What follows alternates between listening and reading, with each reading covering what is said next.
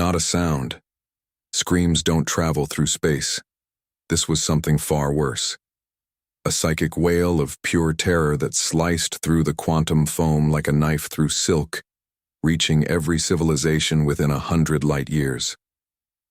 Ambassador Scifi of the Galactic Concordium clutched his crystalline skull as the wave of anguish crashed over his mind. Around him, the emergency council chamber erupted in chaos. Delegates from 47 species writhed in their seats, tentacles and appendages flailing as the alien emotion overwhelmed their carefully controlled thoughts. "By the void," gasped Councillor Trilneck, her usually pristine feathers now molting from stress. What manner of being could produce such raw desperation? The answer came through the quantum relay moments later. A transmission from the outer rim, a sector the Concordium had long considered empty space, dead space. The signal was weak, fragmentary, but the universal translator managed to parse the words, "Anyone out there? Please. They're dying. Thousands of them.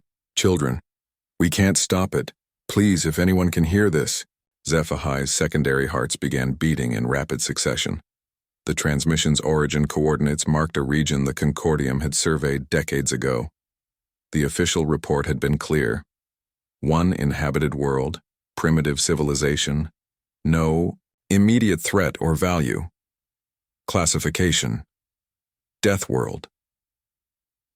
Death worlds were quarantined by galactic law, not because they were dangerous to the galaxy, but because they were dangerous to themselves.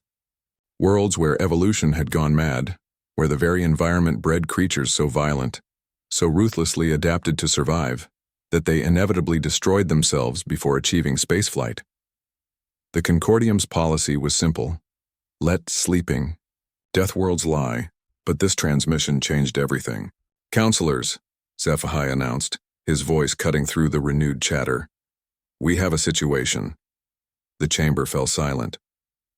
On the massive holographic display, star charts flickered to life, showing the transmission's point of origin, A2, small blue-green world orbiting a yellow star. "The signal comes from Earth," Scifi continued. "Home world of the humans." A collective shudder ran through the assembly. Everyone knew about humans even if they'd never encountered one.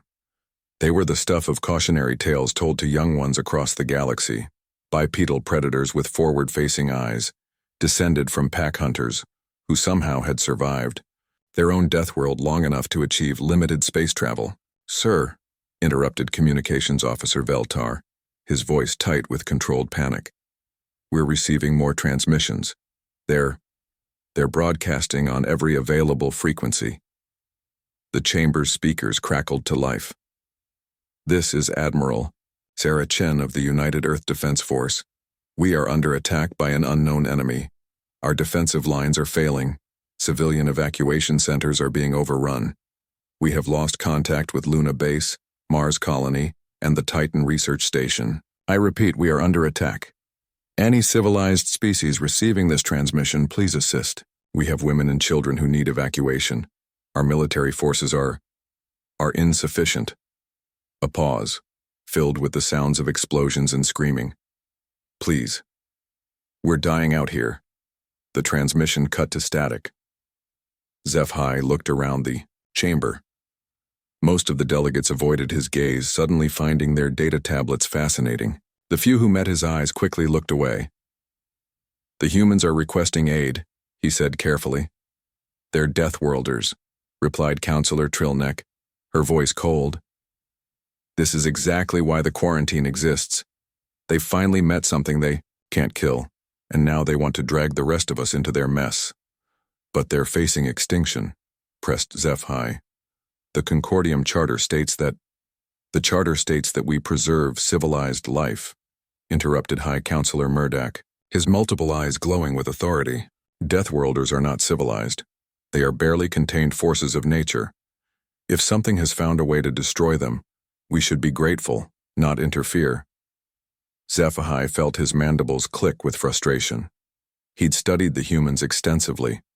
One of the few in the Concordium who had. Their history was indeed violent, filled with wars and conflicts that would have ended most species. But they'd also shown remarkable cooperation, creativity, and something the translator system struggled to define: compassion. We should at least investigate, he argued. If there's a force in the galaxy capable of overwhelming Earth's defenses, don't we need to understand what we're dealing with? Mirdak's eyes narrowed. Very well. But we send only a reconnaissance probe. No ships, no personnel.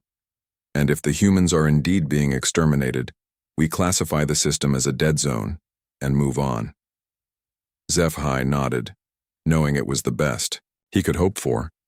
But as the council dispersed and he made his way to the communications center, he couldn't shake the image of those desperate human voices, calling out across the void for help that might never come. What he didn't know was that 3 sectors away, someone else had been listening. Chapter 2. The Wrath of Gala Captain Crixnall of the Hegemonic Dreadnought. Bone Render smiled as the human distress calls flooded his ship's communication array. His razor-sharp teeth gleamed in the crimson light of the command bridge, while his crew of galleon raiders clicked their claws in anticipation. "Sir," hissed his second-in-command, Tactical Officer Skelmoth, "the prey is broadcasting on all frequencies. They're begging for help." Crixnall's laugh was like breaking glass. The Galleon hegemony had been watching Earth for months, waiting for the perfect moment to strike.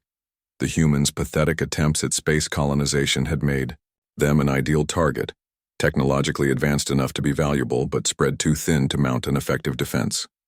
"Excellent," Crixnall growled. "How many ships do we have in position?" 47 dreadnoughts, sir, plus support vessels.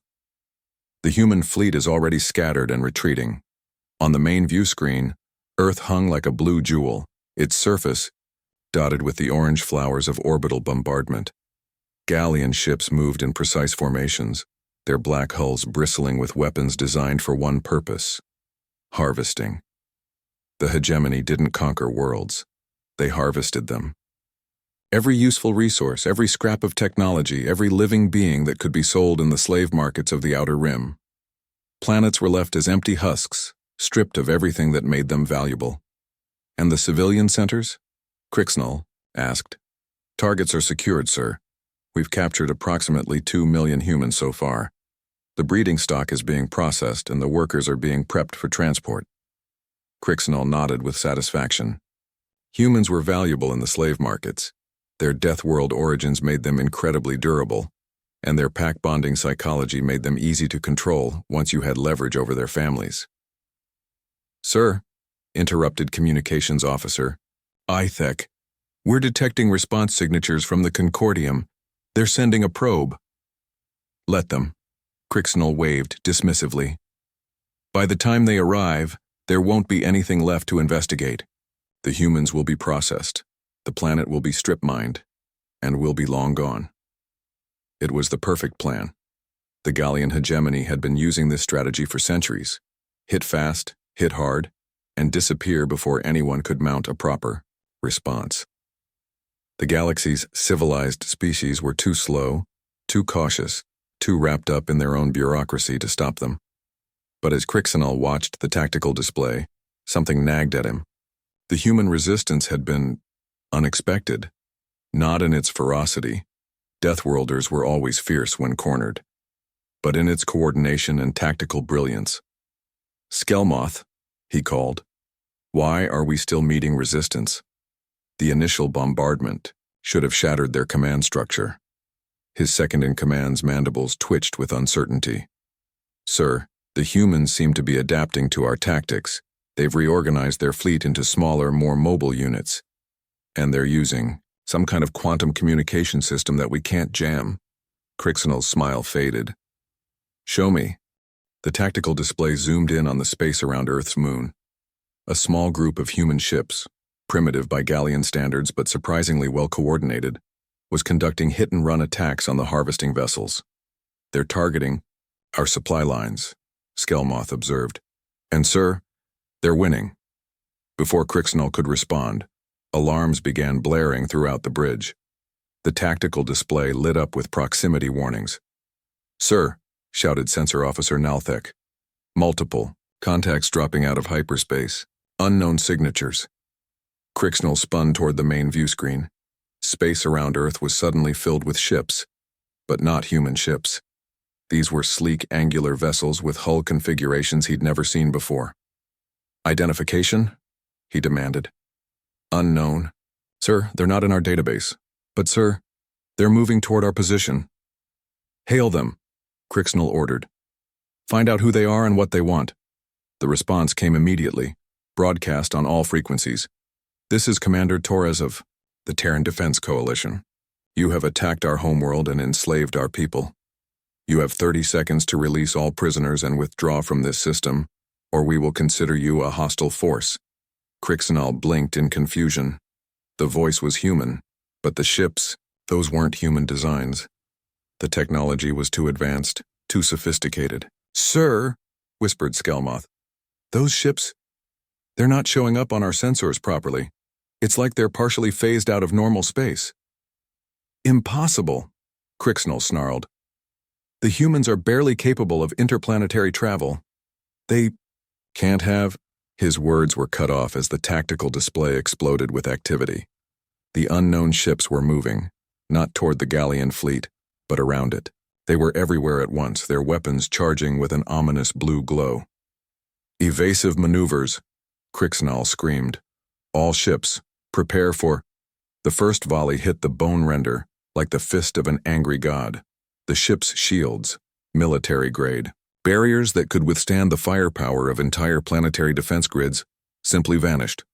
The hull cracked like an eggshell, and atmosphere began venting into space. Impossible, Crixnell roared. Our shields should have. Sir. Nalthek's voice was barely a whisper. They're not using conventional weapons. These energy signatures, they're manipulating space-time itself. Around them, the Gallian fleet was being systematically dismantled. Ships that had terrorized 100 worlds were being reduced to scrap metal in seconds. The unknown vessels moved with inhuman precision, their weapons tearing through armor and shields like they weren't even there. All ships retreat, Crixnell commanded. Full retreat. But it was too late. The unknown ships had formed a perimeter around the entire system. Nothing was getting out. Sir, Skelmoth reported, his voice shaking. They're hailing us again. The B.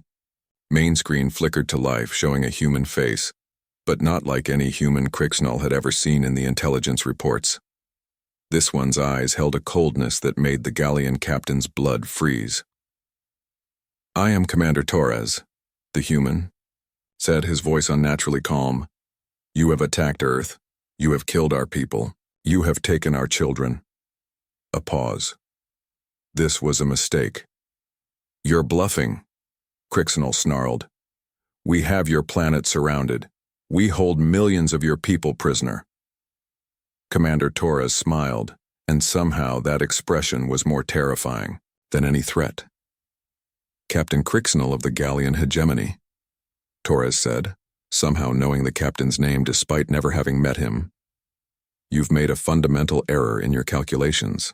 You assumed we were alone. The view screen split, showing feeds from across the galaxy. Gallian worlds, the hegemony's strongholds, were under attack.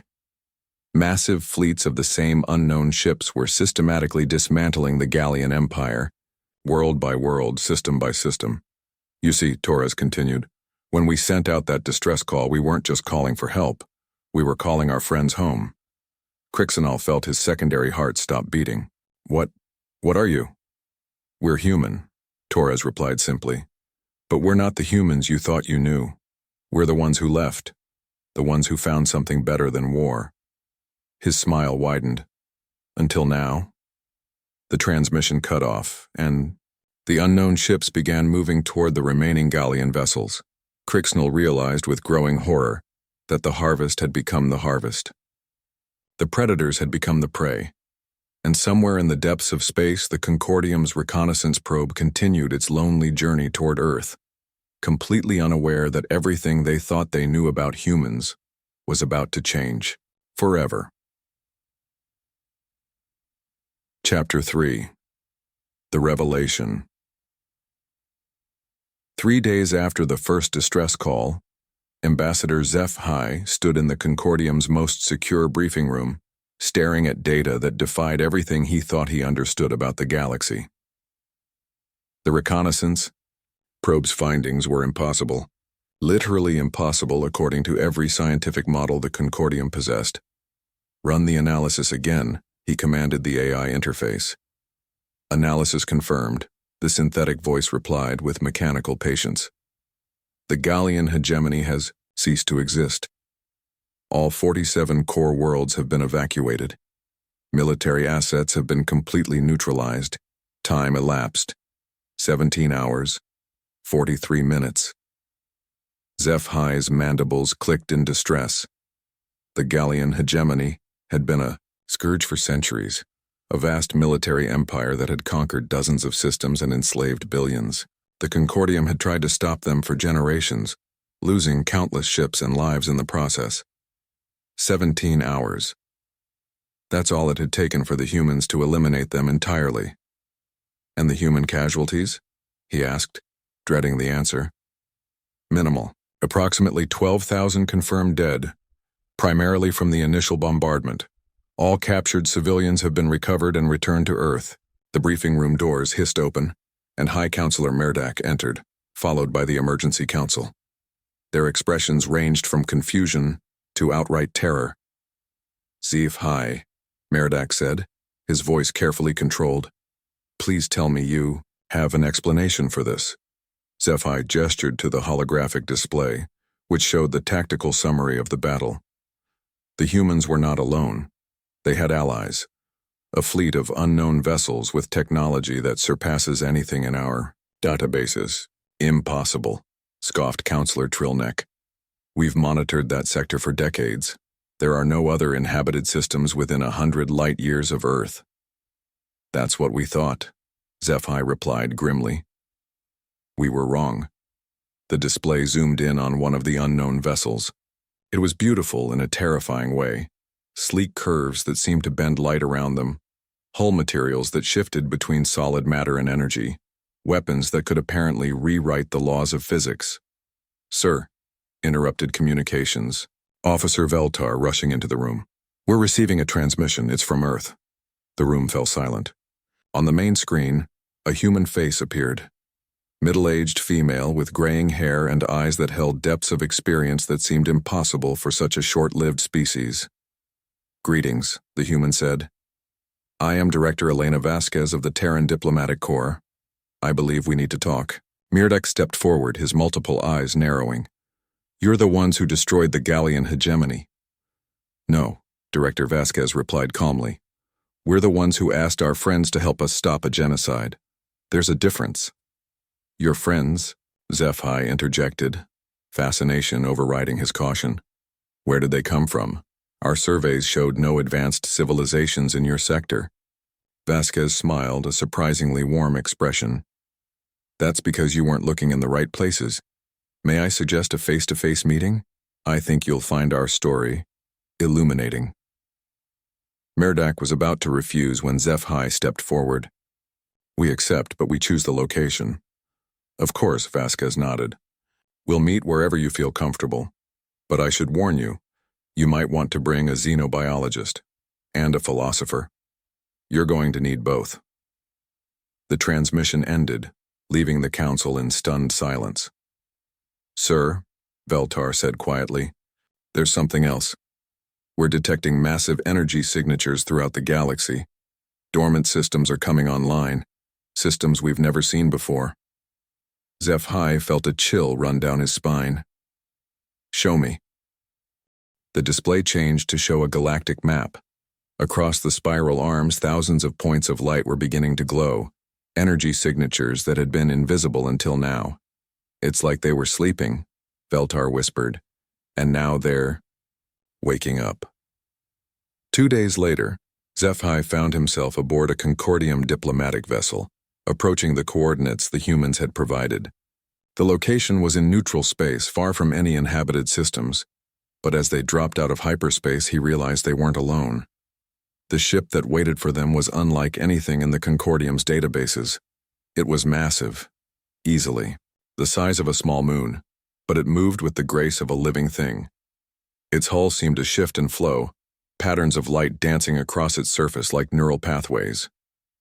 "By the void," breathed Captain Yelnara, the ship's commander. "What is that thing?" Before anyone could answer, they were hailed. The voice that came through the speakers was human, but somehow different, deeper, more resonant, as if it came from somewhere beyond normal space. "Welcome," the voice said. "Please dock with Bay 7, Director Vasquez is waiting for you." The diplomatic vessel was drawn into the massive ship by forces Sci-fi didn't recognize. As they passed through the docking bay, he caught glimpses of technology that seemed to exist in multiple dimensions simultaneously. The airlock opened, and they were greeted by Director Vasquez, but she wasn't alone. Beside her stood a being that made Sci-fi's perception filters struggle to process what he was seeing. It was roughly humanoid, but it seemed to exist in several states of matter at once. When it moved, reality rippled around it like water. "Ambassador Sci-fi," Vasquez said warmly, "I'd like you to meet my colleague, Resonance of Thought Across Void, but you can call him Reso." The being's voice seemed to come from everywhere at once. "It is an honor to meet you, Ambassador. We have heard much about the Concordium." Sci-fi's translator struggled with the alien's communication method, but the meaning was clear. "You're not from this galaxy," he said, the words coming out as a statement rather than a question. "Few of us are," Reso replied. "We are what you might call travelers, explorers. We have been watching your galaxy for some time, but we do not interfere unless asked." The humans asked, Sci-fi realized. "Not quite," Vasquez interjected. "We made contact about 200 years ago. Some of our people chose to go with them, to explore, to learn. They've been out there ever since, growing, changing, becoming something more than what we were." They walked through corridors that seemed to extend infinitely in all directions. Sci-fi caught glimpses of humans working alongside beings that defied classification, creatures of living energy, geometric entities that existed in folded space, and others his mind simply couldn't process. "The distress call," he said slowly.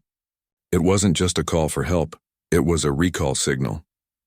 "Our children coming home," Vasquez nodded.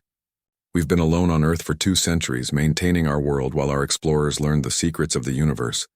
But when the Galleons attacked..." She paused. "Well, family is family." They entered a vast chamber where dozens of beings were gathered, some human, some clearly not, and some that seemed to shift between the two categories.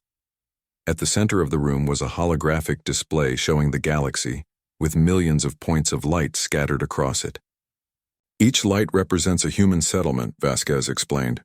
"Not colonies, settlements. Places where our people have chosen to live and grow alongside other species.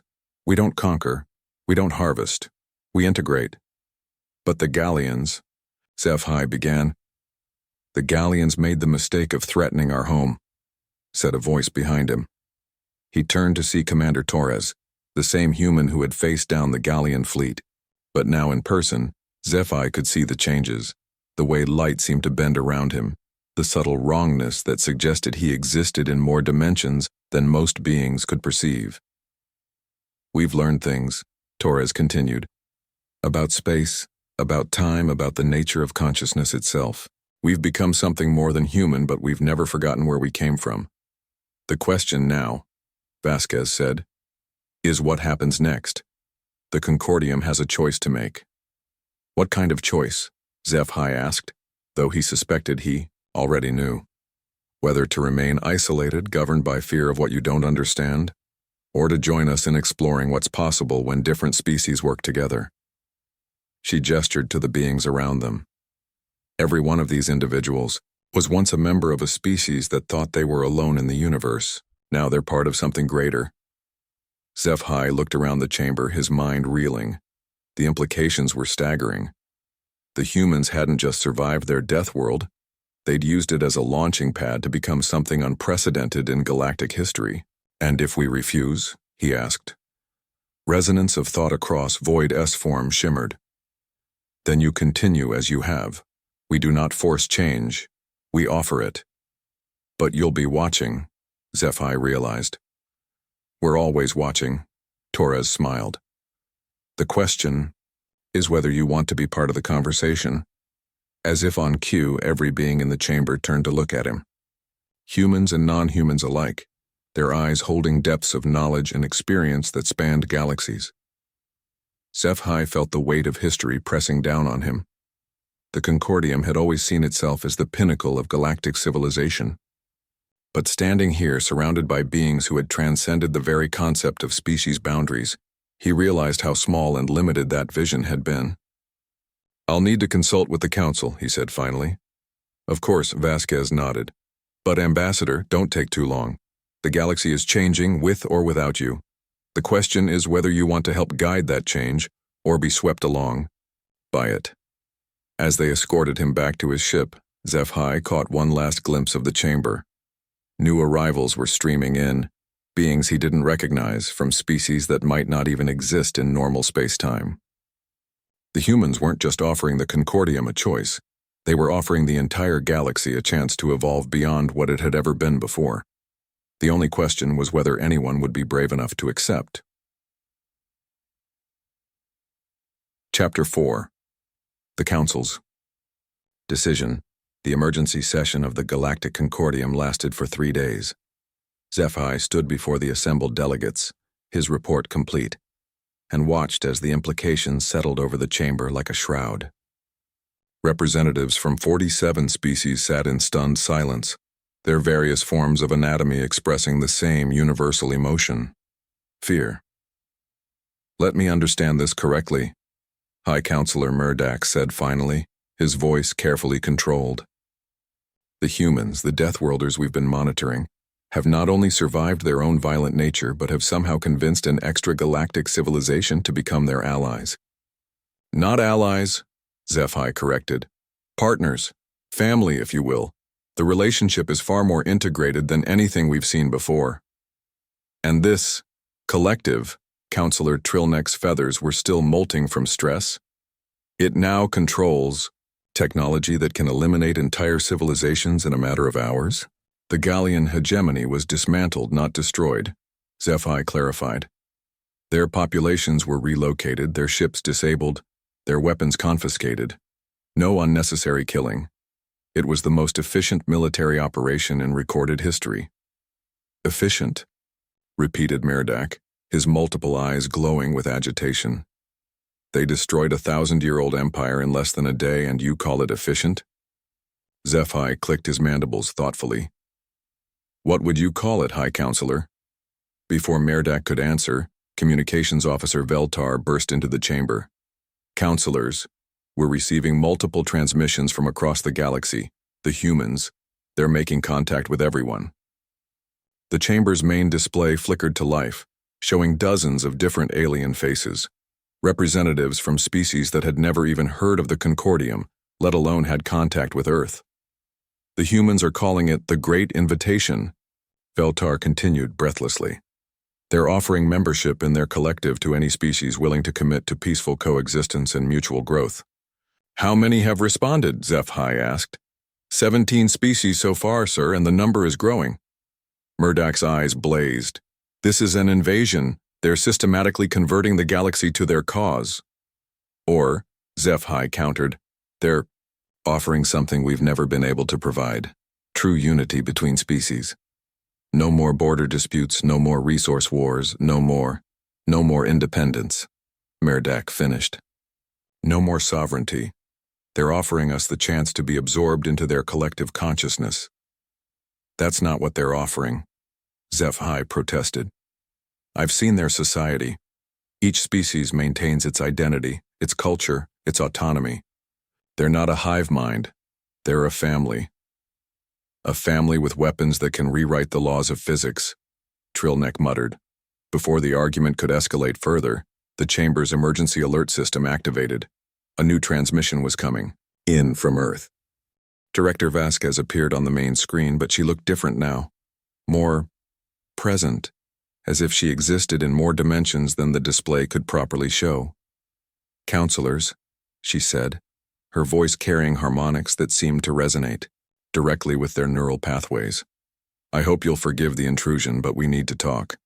You have no right to force contact with this chamber, Murdoch declared, though his voice lacked its usual authority. You're right, Vasquez admitted. But we have a problem that affects everyone in the galaxy, and time is not on our side. The display changed, showing a star chart of the local galactic arm.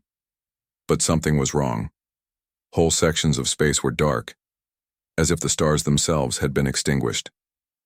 The Void Hunters, Vasquez said simply. They've found our galaxy. Sci-fi felt his secondary heart skip a beat. The Void Hunters were a myth, a story told to frighten children.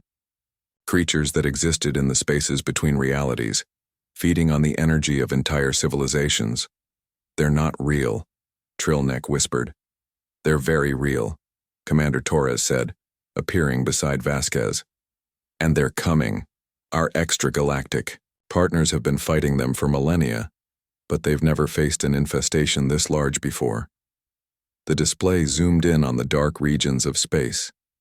As they watched, the darkness began to move, flowing like a living thing toward the populated systems. How long do we have? Sci-fi asked. 6 months, Torres replied. Maybe less. The Void Hunters consume everything. Matter, energy, consciousness itself. They leave nothing behind but empty space. And you're telling us this because? Murdoch demanded. Because we need every species in the galaxy to survive this, Vasquez explained. The Void Hunters aren't just coming for Earth, or the Concordium, or any individual species. They're coming for all of us, and the only way to stop them is to work together. What you're asking for is impossible, Trillneck protested. 47 species with 47 different agendas, different cultures, different strengths, Torres interrupted.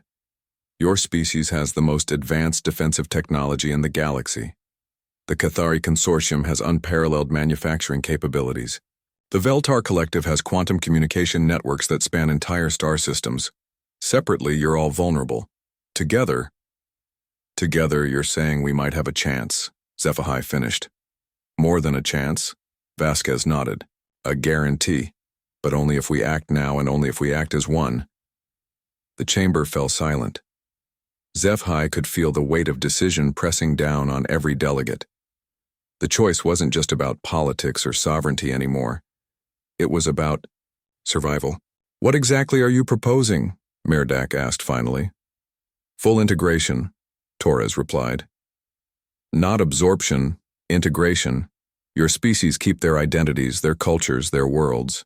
But you share your technologies, your knowledge, your resources. You become part of something greater than the sum of your parts. And if we refuse? Vasquez's expression was genuinely sad. Then you face the Void Hunters alone.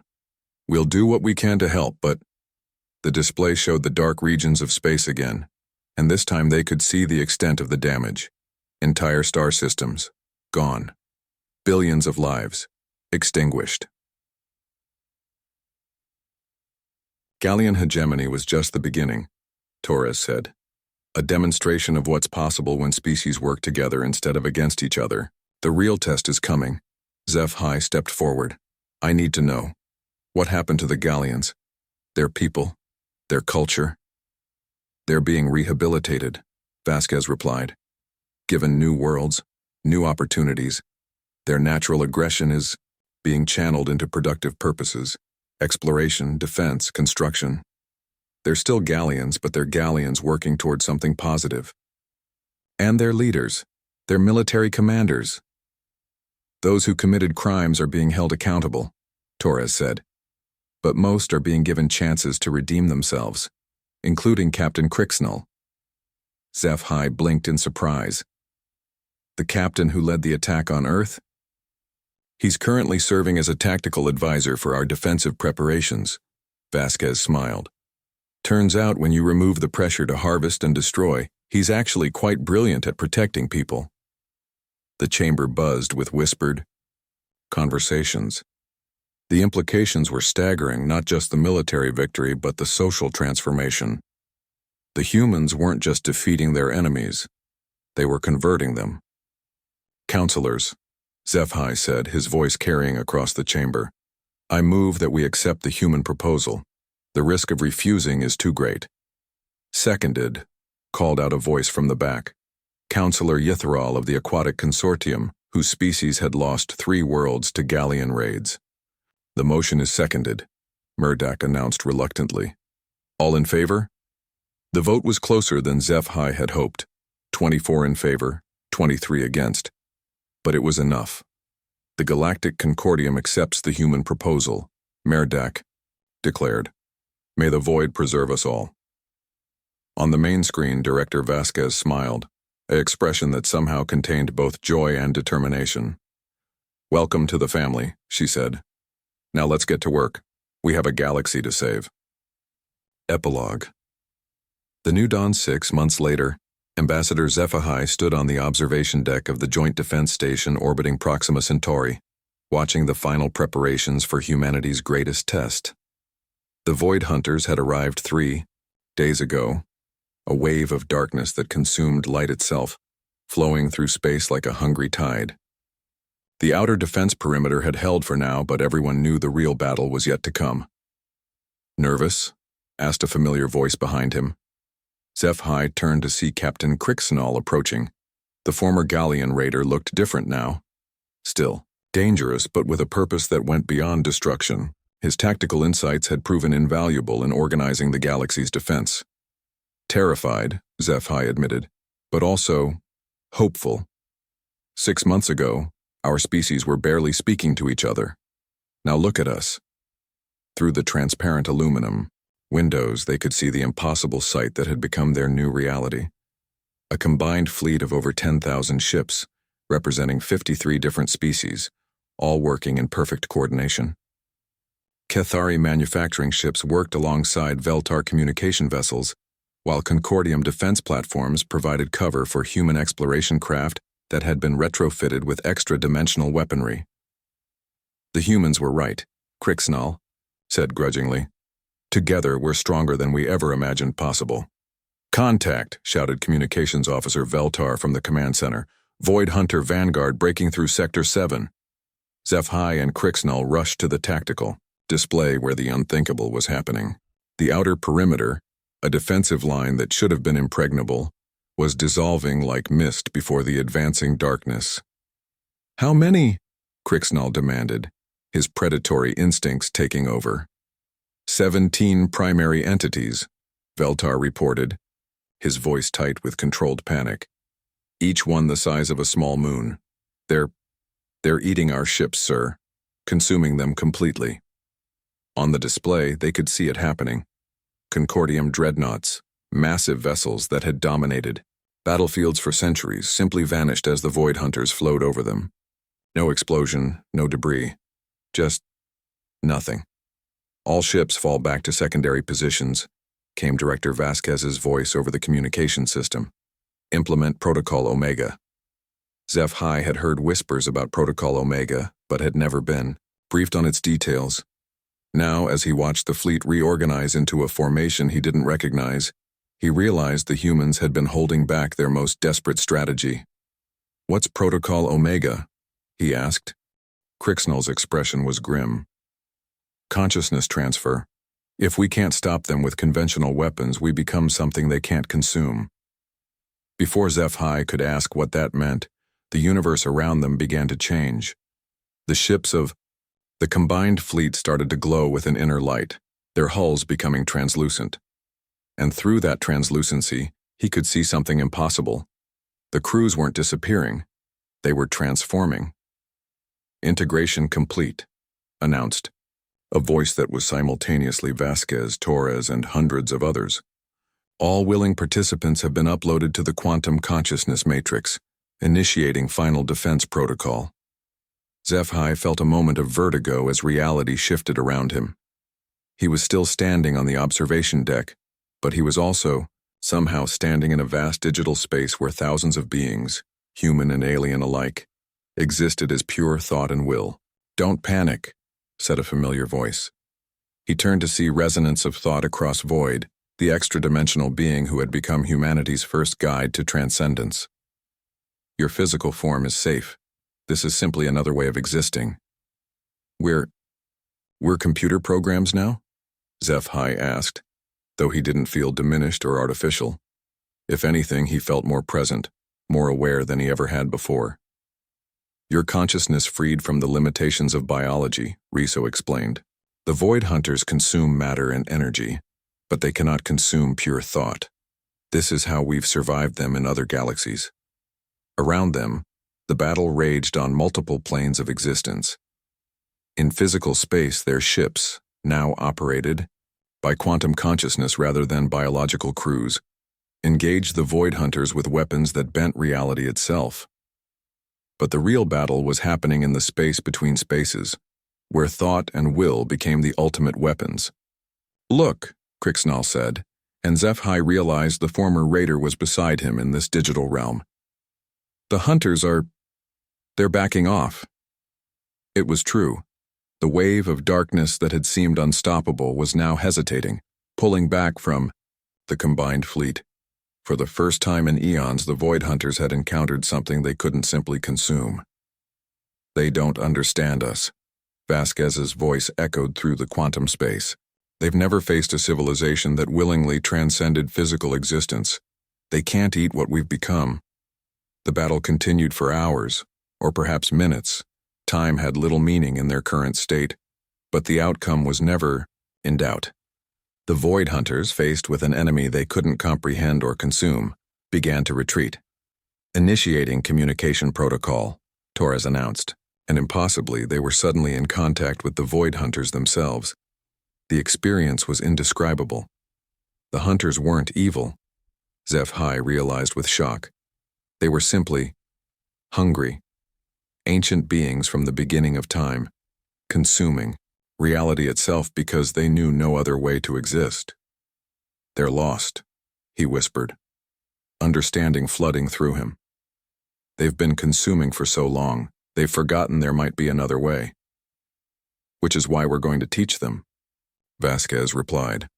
What followed was the most ambitious undertaking in galactic history. Working together, the combined consciousness of 53 species began to show the Void Hunters alternatives to consumption. Ways to exist that created rather than destroyed. Methods of feeding on the creative force of the universe rather than its substance. It took weeks of patient teaching, of sharing the very concept of cooperation and growth. But gradually, impossibly, the Void Hunters began to change. The darkness that had defined them for eons began to take on new colors, deep purples and blues that spoke of thought and creativity rather than hunger and emptiness.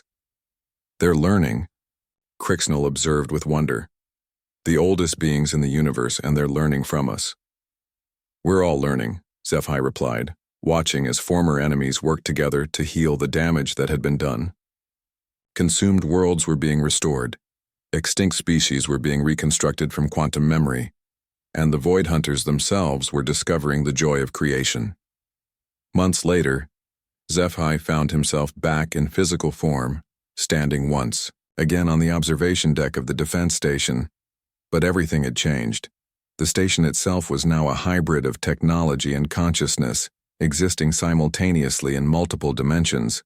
Through the windows he could see the impossible sight of Void Hunters working alongside the combined fleet, their dark forms now shot through with veins of creative light.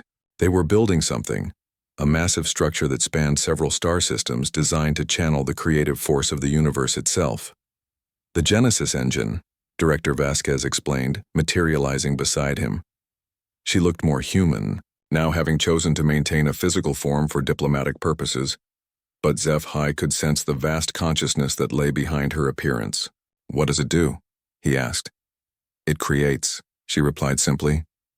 New worlds, new species, new possibilities. The Void Hunters were right about one thing. The universe is finite.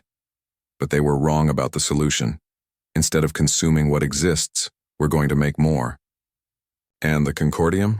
Expanded, Vasquez smiled. We're calling it the Galactic Collective now. Every species that wants to join is welcome, and every species that wants to remain independent is protected. We've moved beyond the need for competition. Zephi nodded, still trying to process the magnitude of what had happened. In less than a year, humanity had transformed from an isolated death world species to the catalyst for the greatest evolution in galactic history. How? He asked finally. How did you know this was possible? Vasquez's expression grew thoughtful. Because we had to learn it ourselves. Humans spent most of our history fighting each other, consuming our own resources, destroying our own world. We were on the path to becoming like the void hunters, creatures of pure consumption. But we chose differently. And now? Now we're showing the galaxy that there's always another choice, she replied. Always another way to grow, to evolve, to become something better than what you were. As if to illustrate her point, a new ship appeared in the distance, sleek and beautiful, its hull decorated with patterns that seemed to shift and flow like living art. It was crewed by a species ShortStories had never seen before, created by the Genesis engine just days ago. The galaxy's going to get very interesting, he observed. The galaxy already is interesting, Vasquez laughed. We're just finally paying attention. Behind them, the Genesis engine pulsed with creative force, and somewhere in the distance, new stars began to shine. The age of consumption was over. The age of creation had begun. And at the heart of it all, a single truth echoed through the quantum consciousness that now connected every willing being in the galaxy. Together, they were capable of miracles that none of them could have imagined alone. The Deathworlders had received the SOS. The aliens had regretted it. But in the end, everyone had gained something far more valuable than victory. They had gained a future worth fighting for. In the years that followed, the story of the Great Transformation would be told across 1,000 worlds to children of species that had not yet been imagined when it began. They would learn about the humans who chose cooperation over conquest, about the void hunters who learned to create instead of consume, and about the moment when the galaxy itself evolved beyond the need for conflict. But perhaps the most important lesson they would learn was this: no matter how dark the universe might seem, no matter how impossible the challenges they faced might appear, there was always another choice. Always another way to grow. Always another chance to become something better than what they were. And in that lesson, the true victory of the Deathworlders would live on forever. The end.